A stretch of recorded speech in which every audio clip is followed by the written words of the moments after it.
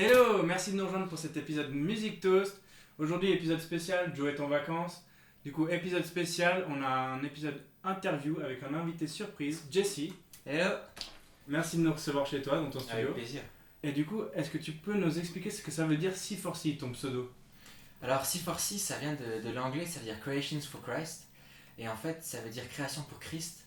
Moi, je suis chrétien et Dieu tient une place très importante dans ma vie. Et alors, lorsque j'ai des bonnes idées, une bonne inspiration, je suis vraiment reconnaissant envers lui. Et donc, c'est ma manière pour moi de lui rendre l'appareil et en faisant en sorte que ma musique puisse pointer vers lui. Et en français, ça veut aussi dire, en franglais plutôt, le verbe s'efforcer.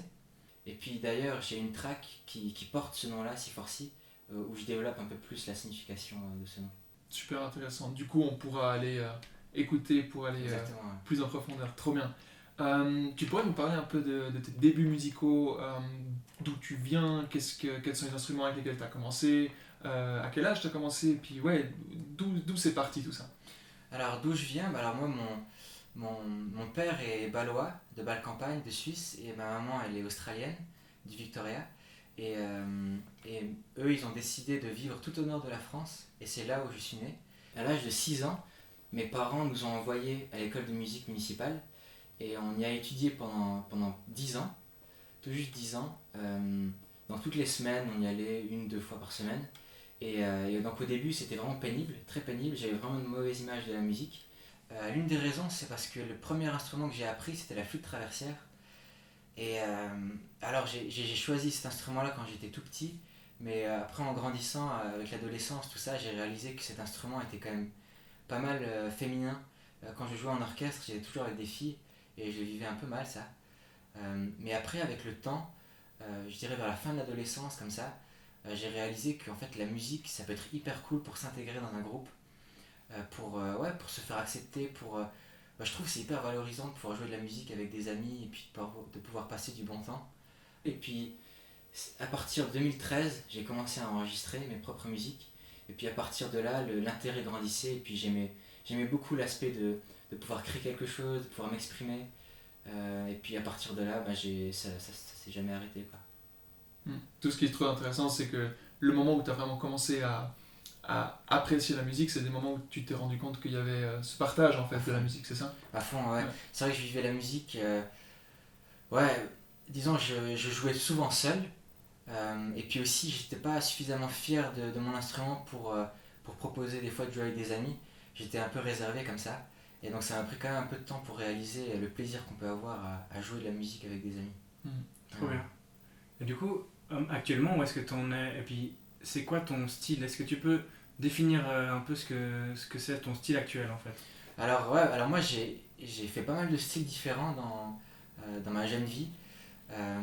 Et j'ai arrivé à un stade il y a fin 2018 où j'ai même réfléchi sur comment est-ce que je pourrais être plus cohérent au niveau de mon style musical. Comment est-ce que je pouvais faire quelque chose qui soit réfléchi, qui soit fondé, qui soit propre à ce que j'aime, la musique que j'aime. Et alors j'ai décidé depuis 2019 de commencer la folk up. Donc la folk up c'est un assemblement de la culture folk, donc la musique très acoustique, très organique comme ça, donc qui est assez traditionnelle. Et puis ce genre de musique là avec un schéma hip-hop, donc plus moderne, et donc les deux assemblés ça fait la folk up, ce que j'appelle la folk up. Et donc ouais, c'est une sorte de mouvement que j'essaye de lancer. Ça fait partie de la maison de la chill up. Puis c'est aussi relié d'une manière ou d'une autre au mouvement Lofi hip-hop, donc pas mal d'instrumental, et puis une ambiance assez chill comme ça. Et depuis, c'est là où ça a vraiment pris. Donc le projet de C4C, c'est donc le projet qui cartonne le plus, quoi, qui fait le plus d'écoute. Et l'une des raisons, c'est qu'en fait les labels apprécient lorsque la musique est prévisible d'un artiste, plus ou moins prévisible. Ça veut dire que si une audience aime ma musique, il y a beaucoup de chances que la prochaine musique que je publie, elle soit autant appréciée. Donc il y a une certaine continuité, et puis ça a beaucoup aidé pour justement attirer différentes personnalités, notamment des maisons de disques. Et ça m'a permis de pouvoir en vivre depuis 19 mois, de pouvoir vivre de ça. C'est super intéressant. Du coup, on voit aussi que depuis ton début du projet en 2019, ton projet de C4C, tu as une régularité, on voit que ta vision c'est précisé et que tu as une régularité dans ce que tu sors, dans le style que tu approches. D'ailleurs, ça fait à peu près une année que tu es un des artistes les plus écoutés, un des artistes suisses les plus écoutés au monde sur Spotify. Est-ce que cette présence, ou en tout cas le fait de savoir que tu as une audience qui grandit, est-ce que ça influence ta façon de créer ou ton approche, ton style même? Ouais. Alors évidemment, j'ai peut-être plus de pression, et puis j'ai vraiment le sentiment que eh bien, ça a peut-être plus d'importance que je vais mettre dans mes tracks, ce que je décide de faire. Mais après, je garde en tête que le plus important, c'est vraiment de faire ce que j'aime. Si les gens aiment pas, ben, tant pis. Puis si les gens aiment bien, ben, tant mieux. Parce qu'après, il peut y avoir un piège. Une fois qu'on a une grande audience, c'est après d'avoir une mauvaise pression qui pourrait nous pousser à faire une certaine musique qui pourrait plaire. Et en fait, si un artiste se met à faire de la musique pour son audience, et ben, il se retrouvera piégé à devoir continuer à faire cette musique-là que lui n'apprécie pas trop. Ça peut vraiment être cause de beaucoup de souffrance en tant qu'artiste. Moi, j'essaye d'être assez chill aussi au niveau des chiffres. Au début, j'avais beaucoup d'enthousiasme, ça allait très vite, tout ça. Ouais, parce que voilà, ça a attiré aussi pas mal de monde, vu que la folk up, ça fait partie c'est dans la maison de chill up, aussi proche du mouvement Lofi. Il y avait beaucoup de gens qui s'intéressaient à ça, tout ça. Il y avait donc déjà une audience déjà bien présente. Mais je dirais que voilà, avec le temps, les chiffres ont de moins en moins d'importance. Je réalise que ouais, ça a de moins en moins d'effet sur moi. Et j'essaie vraiment de me focus sur qu'est-ce qui me fait kiffer. Et puis voilà, après j'essaye aussi de garder cette vision long terme de produire de manière indépendante. Et du coup, le fait que je travaille pas avec des labels pour typiquement ce mouvement folk up, donc pour les longs formats, ben, ça m'aide à pas avoir de filtre. Et puis voilà, ouais. Trop bien. Trop bien, ouais. Et du coup, on voit là que tu as ton premier opus Ouais. de ta trilogie Folk Hop. Donc Yes. là, c'est le Folk Hop volume 1. C'est ça. Il y a le Folk Hop volume 2 qui est sorti en juin 2021. Ouais, c'est juste, ouais. Et il est en cours de pressage. Ouais. Et du coup, est-ce que tu peux nous dire comment ça a été entre les deux albums, ce qui a changé par rapport au premier? Tu Ouais, peux nous en alors, dire un peu plus? alors voilà, ce deuxième album, c'est donc la suite du premier. C'est le deuxième opus de la trilogie folk up. Et donc là, l'objectif, c'était d'incorporer plus d'éléments folk dans ce deuxième volume, pour après, ensuite avec le troisième volume, arriver à une balance parfaite de 50-50 entre folk et puis hip-hop. Et donc là, il y a quand même plus de vocales. C'est un son qui est aussi plus mûr comparé au premier. Et puis ouais, bah, si vous voulez, je peux vous montrer un peu des tracks un peu repères entre le premier volume et le deuxième volume. À fond, ouais. Si tu peux nous montrer une track de chacun de Ouais, d'accord, tes opus.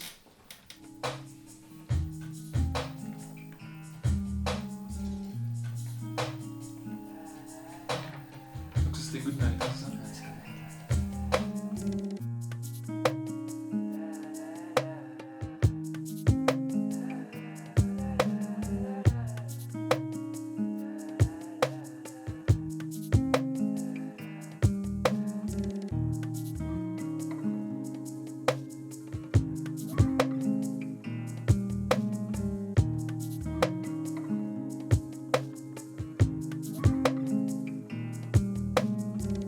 Trop bien. Et du coup, tu peux nous faire un peu une comparaison avec peut-être un morceau de Ouais. ton deuxième album? À fond, ouais, à fond.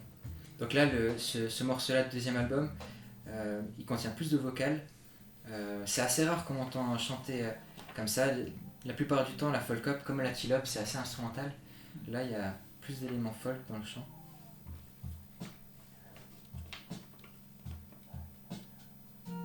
Nature plays tricks on me. Yeah, how can I be proud? I want to get to know you. Spending time with you is the key. Come inside and settle in. I'm gonna give you more space. 'Cause I want more of you and way less of me.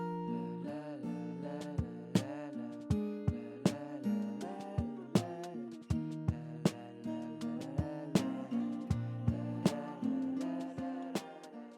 Trop cool. À part ça, bah, franchement, merci beaucoup de nous avoir fait Avec voyager dans ton univers.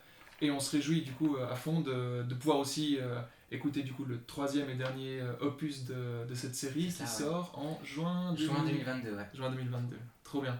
On se réjouit à fond.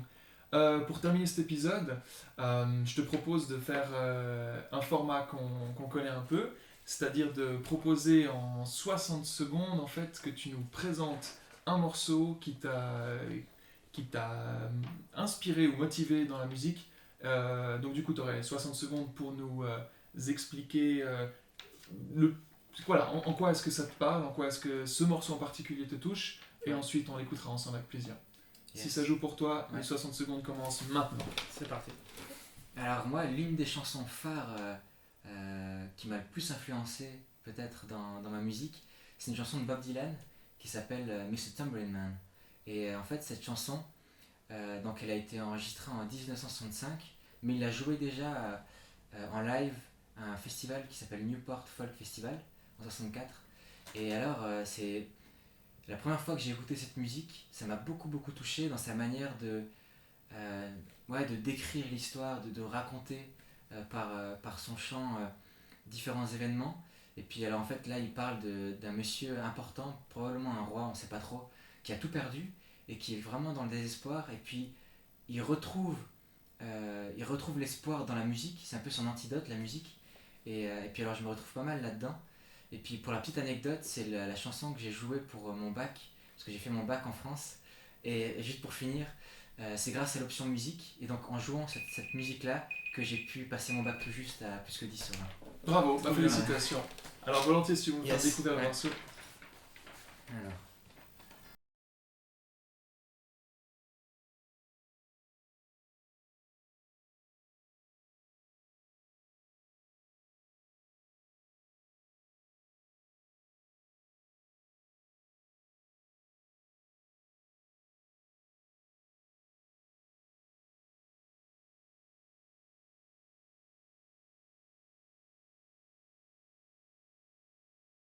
Merci à fond d'avoir partagé ce morceau avec nous. Yes. Et merci d'avoir regardé cette interview, j'espère que ça vous a plu, ce nouveau format un peu. On a aussi deux morceaux un peu dans le style un peu chill qu'on vous partage et qu'on vous mettra du coup dans les playlists que vous pouvez trouver dans la description de la vidéo. On a le plaisir de pouvoir se quitter sur une petite impro de Yes. Jesse à la guitare acoustique et harmonica. On se réjouit. Merci beaucoup Jesse. Avec plaisir. À la prochaine. Ciao.